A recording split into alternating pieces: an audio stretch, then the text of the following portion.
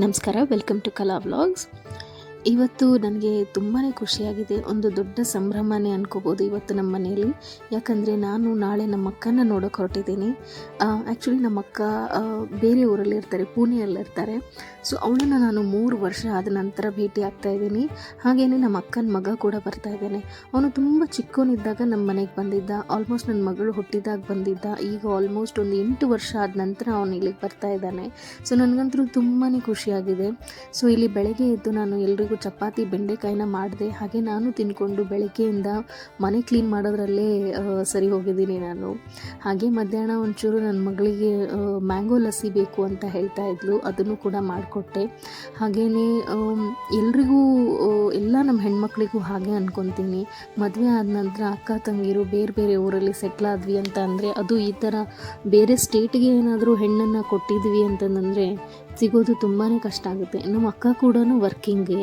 So ಅವರು ಟೀಚರಾಗಿ work ಮಾಡ್ತಾರೆ ಪುಣೆಯಲ್ಲಿ, ನಾನು ಬೇರೆ IT ಯಲ್ಲಿ. ಸೊ ಹೀಗಾಗಿ ನಮಗೆ ರಜಾ ಸಿಗೋದು ಒಂದೊಂದು ಸತಿ ಕಷ್ಟ ಆಗೋಗುತ್ತೆ, ಮೀಟ್ ಆಗೋದು ಕಷ್ಟ ಆಗುತ್ತೆ. ಸೊ ನೀವು ಅನ್ಕೋಬೋದು, ಅಕ್ಕನಿಗೇನು ಟೀಚರ್ ಅಲ್ವಾ, 1 ಮಂತೆಲ್ಲ ರಜಾ ಸಿಗ್ಬೋದಲ್ವಾ ಅಟ್ಲೀಸ್ಟ್ ಅವ್ರಿಗೆ ಹಾಲಿಡೇಸಲ್ಲಿ ಅಂತ. ಆ್ಯಕ್ಚುಲಿ ಟೀಚರ್ಸಿಗೆ ಹಾಲಿಡೇ ಇದ್ರೂ ಹಾಲಿಡೇಯಲ್ಲೂ ಅವ್ರಿಗೇನಾದರೂ ಒಂದು ಕೆಲಸ ಕೊಟ್ಟೇ ಇರ್ತಾರೆ. ಹಾಗೆ ಅಂತೂ ಸಂಬಳ ಕೊಡೋಲ್ಲ ಅಲ್ವಾ ಯಾರಿಗೂ. ಸೊ ಅವರಿಂದ ಏನಾದರೂ ಒಂದು ಕೆಲಸ ತೆಗೆಸ್ತಾನೇ ಇರ್ತಾರೆ. ನೆಕ್ಸ್ಟ್ ಇಯರ್ ಪ್ರಿಪ್ರೇಷನ್ ಆಗಲಿ, ಅಥವಾ ಮಾರ್ಕ್ಸ್ ಕಾರ್ಡಿಗೆಲ್ಲನೂ ಪ್ರಿಪೇರ್ ಮಾಡೋದಾಗಲಿ, ಅಥವಾ ಎಲೆಕ್ಷನ್ ಡ್ಯೂಟಿ ಅಂತನೋ ಏನೋ ಒಂದು ಮಾಡ್ತಾ ಇರ್ತಾರೆ. ಸೊ ಇಲ್ಲಿ ನಾನು ಮ್ಯಾಂಗೋ ಲಸ್ಸಿನ ಮಾಡ್ತಾಯಿದ್ದೀನಿ. ಅಂಥ ಸ್ಪೆಷಲ್ ಆಗಿಯೋ ಡಿಫ್ರೆಂಟ್ ಆಗಿಯೋ ಏನೂ ಮಾಡಲ್ಲ ನಾನು.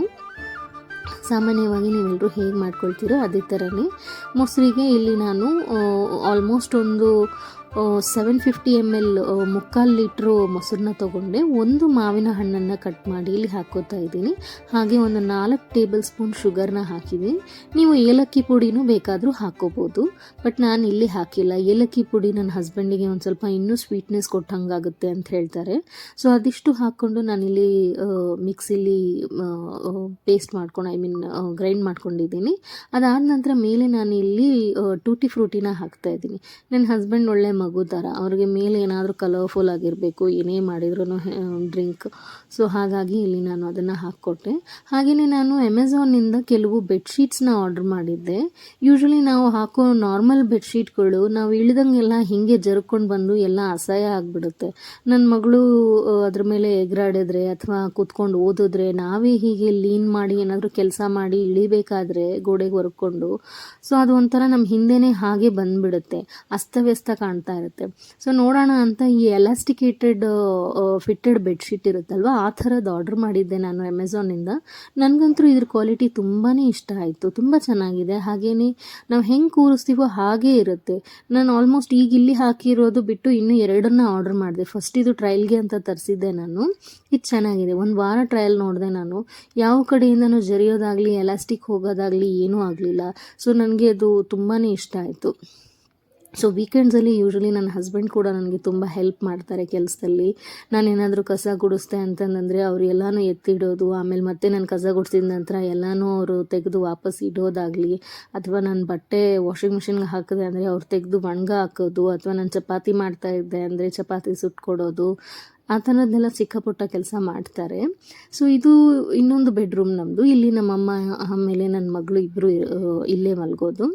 ಸೊ ಇಲ್ಲಿ ನಿಮಗೆ ತೋರಿಸ್ತೀನಿ ನೋಡಿ. ನಾನು ಇನ್ನೊಂದು ಬೆಡ್ಶೀಟ್ನ ಏನು ಆರ್ಡ್ರ್ ಮಾಡಿದ್ದೆ, ಇನ್ನೂ 2 ಮಾಡಿದ್ದೆ ಆ್ಯಕ್ಚುಲಿ.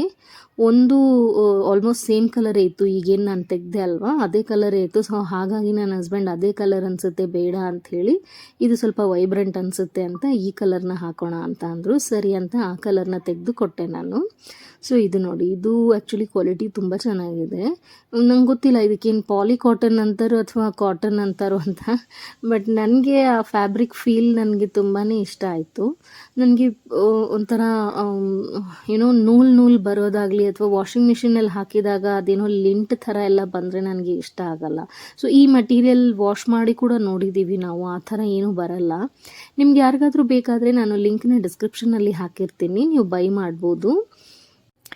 ಈ ವಿಡಿಯೋದಲ್ಲಿ ಏನಾದರೂ ಚಿಕ್ಕ ಪುಟ್ಟ ತಪ್ಪುಗಳಿದ್ರೆ ಕ್ಷಮೆ ಇರಲಿ. ನಾನು ಇನ್ನೂ ಎಡಿಟಿಂಗ್ನ, ವಾಯ್ಸ್ ಓವರ್ನ ಎಲ್ಲನೂ ಕಲಿತಾ ಇದ್ದೀನಿ.